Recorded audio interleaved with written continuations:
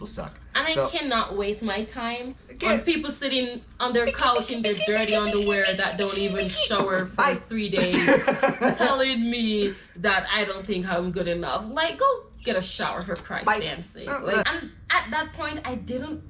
It's like, first of all, she can't spell, so I was like thinking, I was like, BITCH, you do not want to go there with me. And sometimes it's a trigger point for me because lips was a monkey thing for black people, and for you to look at me and tell me that I have really big lips.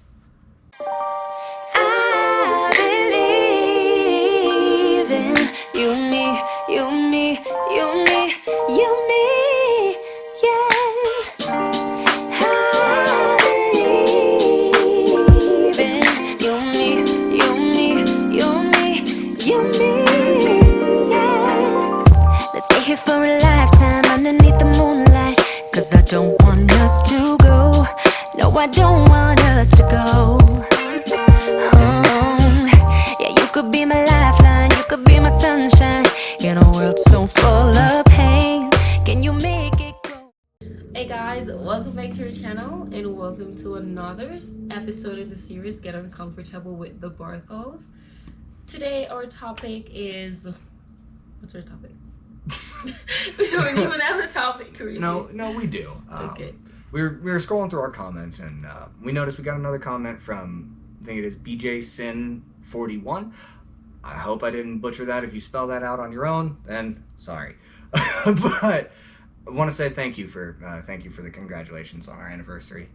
5 years is a pretty big deal. Sure, we've been together 5. Next year is our 5th year wedding anniversary, and hopefully we've got some big plans. Stay tuned. But with that being the case, there's a secondary thing in here where you mentioned that you wanted to see us talk about how we navigate this racial climate in the U.S. being an interracial couple. And while it's not necessarily the best or most politically correct conversation to have here, it is something worth talking about, because with each and every person, especially each and every relationship and area and experience, I can only imagine with careers and things like that, your mileage may vary. Yeah, it's very different. And I just want to put this as a disclaimer that what we're about to share is not in a US basis. This is not everywhere in the US.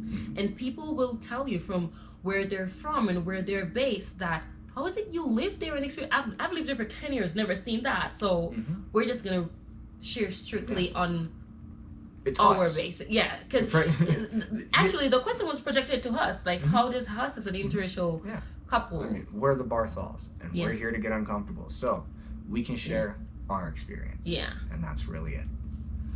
What was the question again? How do we navigate the racial climate in the U.S.? And I think for the most part, try to stay out of it. I don't know that there's a right answer. There's not, because if I answer and say, no, I've never been experienced, someone is going to be like, you must be living under a rock, or you must be blind to not see that. Or if I said, I experienced this, there's like, that was probably, they were just probably having a bad day. That's not it's just bad day. Bad day is not an excuse for racism. There's not an excuse in the world for racism. I mean, look at the individual whom I got a Facebook message from. And by the way, lady, you are a despicable individual, and you probably should hope that I don't see you again, because I still have words for you. That was like 5 years. No, I was gonna say 5 years ago, like 4 years ago. Oh, that was before. No, that was when I announced our engagement. That was when I announced our engagement on Facebook. Did that person come in? She sent me a message. And I got... People don't you understand. Didn't get it. I got it. No, not at first. You didn't. You didn't get it until I responded. Then you were I like, was like, who's texting? I was like, no, I was texting, and then you start texting. And then you saw my response. Yeah. And then you realized what she said. Because you were just kind of confused. She was like, and then you saw my anchor. And then you're like, oh, that's what she meant. So just to catch you guys up on what we were saying is that someone commented meaning saying that they didn't know that Billy was the N-word lover. And at that point I didn't. It's like, first of all, she can't spell. So I was like thinking, I was like, BITCH, you do not want to go there with me. And I was just going off. And normally I am not someone who talks about my degrees and accomplishment certificates and stuff like that, but that day I have to give her the full rundown. Like, you don't know me. You don't know me for one, and you judge me because I'm black, thinking that I'm not good enough for a Billy because I'm black. That when you step over that line and you start talking anything about my wife, there is no room for mercy in my soul. There is no room for forgiveness. There is no room for anything other than you will apologize. Yeah, you know what? Matter of fact, there is room for a forgiveness, but there is one contingent condition. You must apologize. You must repent, and you must make my wife feel loved again. Because if you don't, I will hunt you. And I will make you not forget me. Sorry. But yeah, I'm just gonna say that was one instance, and that was before I started living here. You know, that was just over social media. But to say living here, how do we navigate? If you look, like, just in the last 2 years, race has become the center of every decision. Everybody's been canceled because everything is now so offensive. And while there are some things that are just truly offensive, yes, some of it I think is just blown out of proportion, right? While there is, because if I tell you that a couple weeks ago at work, this girl is gonna tell me, because I didn't wear makeup, I haven't been wearing makeup for a while, it's just gonna tell me, oh, Sherry, you have really big lips. And I didn't tell you, but Susan, no, like everybody at work, no. And I looked at her and I said, is that so? I'm like, thank God for not holding his backhounds on mine like you did on yours. And it stirred up a thing. Like, I almost went to HR, but I didn't, because apparently she was joking. But when the tables were turned and it comes back around to her, it looks like I was offending her when she was the one. When black people were classed as monkeys because of their big mouths and their thick lips and stuff like that. So for somebody to tell me that I have my lips, they didn't know my lips were that big, and you know what, for whatever reason. Maybe she didn't mean nothing by it. Like, you're not giving her any room for, like, was she malicious? Is it a person who's, like, giving you problems I've before? never had any issue with her. Like, but that's what I'm telling you. It's a trigger point for me because lips was a monkey thing for black people, and for you to look at me and tell me that I have really big lips. But at the same time, that comes from a personal place for you, right? She may have been like, oh wow, I didn't realize your lips were that big. She may have just been saying it. I'm not saying that she wasn't being racist. I'm saying there may be a different context for it. But because of the way that you feel about it, you feel self-conscious about your lips, right? When I say anything about your lips, you get upset, right? Exactly. You're a person that I'm sleeping with, and I love you, you're my husband, and if I get upset with you, I get upset with anyone else. I know. That's my point, though. Right? I understand where you're coming from. I was looking at it at the point where, because the society is so injection filling to get the more plump lips, that what I was ashamed, like what I have and what I was ashamed of, right? Like, so explain that to me. I don't know. Like society. I'm genuinely confused. Well, like, how you mean, like, how plumping equals, like, how people injecting their lips equals offensive for you? No, it's not offensive. That's what I'm saying. Okay, so I'm all right. confused. Let me explain to you. When she said she didn't know how big my lips were that big, right? My first instinct was offense, right? Because of how the monkey related thing with black people. My second instinct is, I wonder if she's really asking me, because you don't normally see people with like full lips that doesn't get injection. I wonder if she's just concerned that you have naturally natural. Yeah. But at the time it didn't come to me like it was natural. It was afterward, and I didn't, maybe it's a stubbornness in me, but I didn't stop myself from being angry to question it. I was just outright just like, that's just rude. And then I replied in anger, and I know I replied in anger, you know, and then she kind of like tried to joke it off and be like, yeah, we're going to HR. You know what, then she just said that, but we didn't go to HR or anything. So I'm thinking, when she said that and walked away, I'm thinking, was that a joke, or was she just trying to really see, like, if I have naturally big lips? Because, you know, normally when I line my lips, I underline.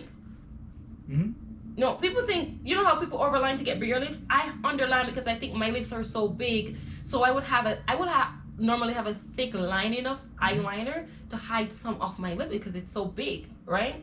Well, I like your lips. I do. I mean, yeah, you have to like them because you're married to me. I don't have to like them. You're right. Like, maybe she had a different context. But you're not necessarily wrong to get angry either. Truth is, I would rather hold on to my first point of being upset about it and then give myself room to apologize if she didn't mean that way, right? And listen, let me tell you why.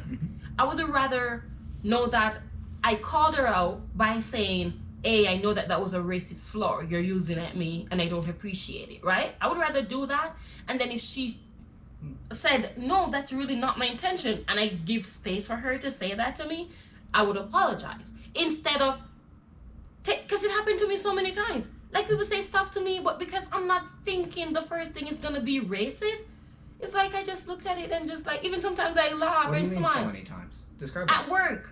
Oh, people say racist stuff to you all the time like at work? people would do some jokes and then like somebody else, like, and it's so crazy.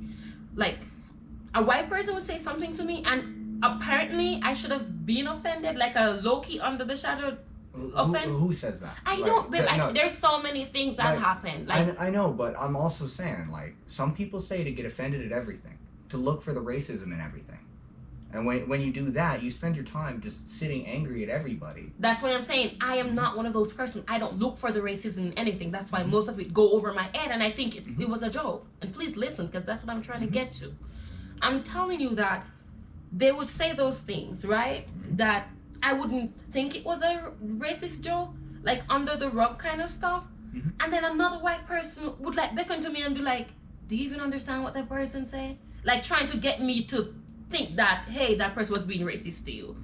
And then then and only then, it's like when they brought it to my attention and be like, do you even know what they're trying to say right there? I'm like, no, and I don't care. And then they would still say it. I'm like, whatever, it's already gone. You know, like the moment has already passed.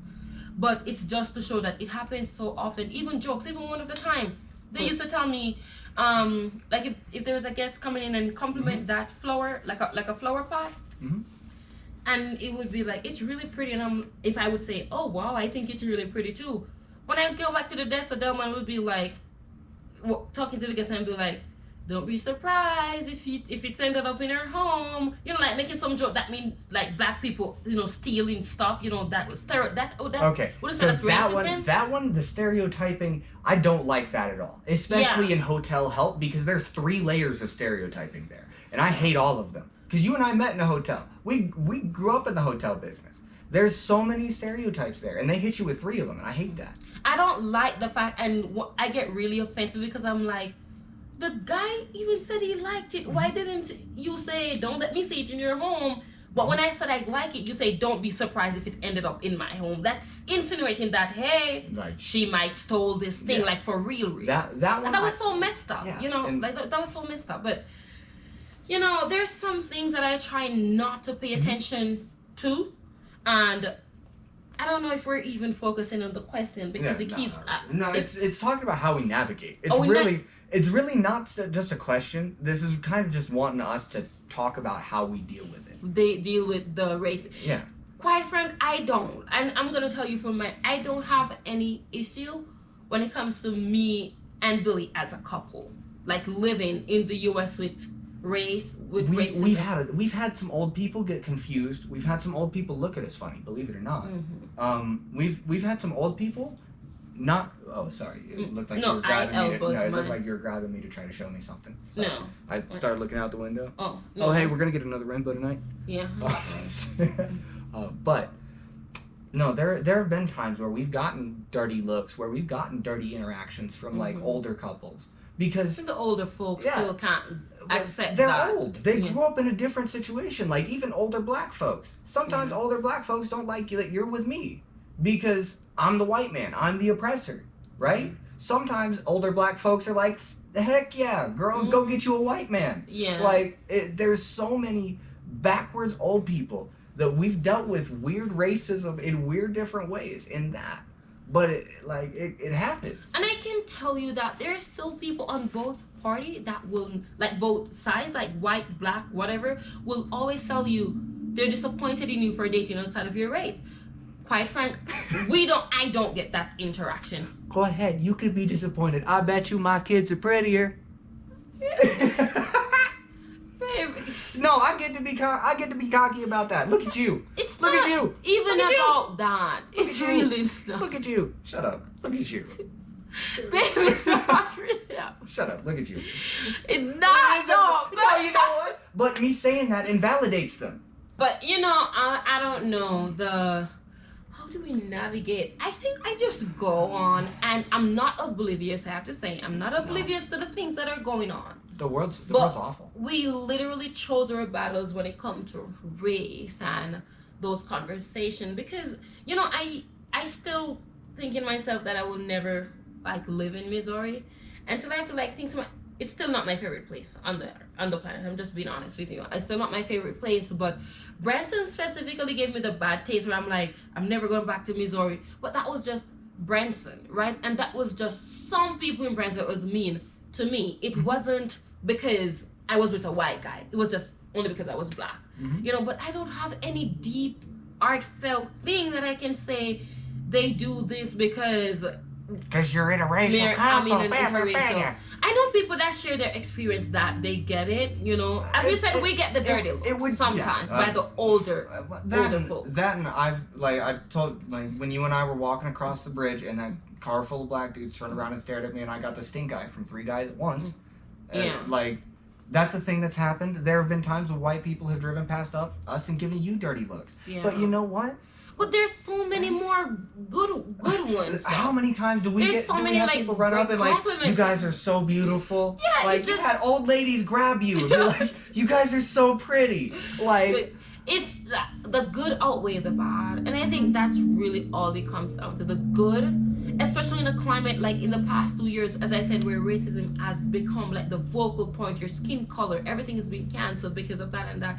It's like in a time like that, like I couldn't focus on all of that. What, you know what happens if you I focus work, all that on our do our affairs? business, Like, have fun, and what are we gonna do if we focus on that? If we focus on the racism, right? What are we gonna do instead? Like, we've got our business to build. We're planning a family, right? We've got our home that we're looking to buy. Investments to do. We've We got don't our have investments. I've got my business that I'm working on the side. I'm like all of this. How are we gonna do all of that if we spend even a third of our time angry about racism? People are gonna be racist. We're gonna lose opportunities because people are racist. Yeah. It's gonna suck. But at the same time, when we come through, right? We're gonna come through better. Because like, even though sometimes we're gonna lose opportunities, right? It's gonna happen. And I hate to say people won't hire me because I'm black. And there are People times won't hire you because you're white. Well, if I don't fit the quota, then I won't get the job. Yeah. But it doesn't matter where we go. I think you're right. Yeah. We're gonna deal with something. I think what changes us and where we go from here is how we accept it within ourselves. And I think Morgan Freeman said a fantastic job. I think it's a lot of mindset, like how you structure your mind. You know, you have to like structure your mind to put a limit to what, or not limit, put a bound, like make boundaries to what you're willing to choose your battle with, and let go on what you're willing to stand up on, because there's certain things that need to be corrected in its track, or it just get worse and worse. Some of it not worth. Lady on Facebook, she got corrected immediately because that was something that crossed the line. Yeah. She got an immediate correction. Yeah. People in the truck who threw the thing at you, I'm sorry I wasn't there to give an immediate correction. Yeah, I couldn't correct them either, because there's you're driving a vehicle and I'm just walking by and you feel like you want to throw your leftover fries or whatever. It was the Dr. Pepper. The drinks that go on Abby. The drinks caught Abby. The fries, they had like sauce, some kind of, you know how they do like chili fries or nacho fries, something. It was one of those, because I remember it sticking to her my price shopper pants. But the Dr. Pepper was on Abby. Abby was sold. Yeah. And I'm sorry I wasn't there to issue an on-the-spot correction. Yeah. Some things do need corrected. But when somebody says something dumb, I don't know. I can't bring myself to care too much. Their opinion's not that important to me. Yeah. If you're a racist, I'm gonna be honest. You do not have the intelligence for me to argue with you. So if you're just gonna say something dumb and I don't need to correct you, continue being stupid. Bye bye. Yeah, it's perfectly fine, guys. We navigate by just, as we said, choosing our battles. We choose what to react to and what to. You okay with your belly? Yeah, and what to not react to. Sorry, it's just absent mind. But that's so weird now that I think about it. But yeah, I think that's it for me. Really. Yeah. I mean, I feel pretty satisfied. I mean, I feel like anymore, and we're kind of just beating a dead horse. Yeah. But. And I hope I answered your question to the person that commented, because as I said, it's such a wide thing. It's like personal. Like yeah, it's very personal. So all the racism, how we affected it, how it impacted us. I hope this video answered the question. We literally just choose our battles and focus on what we think is best mentally first. Mental health is a big part of our relationship, and that will always come first. Absolutely. If we're not strong for each other, we're not gonna keep making it. Yeah.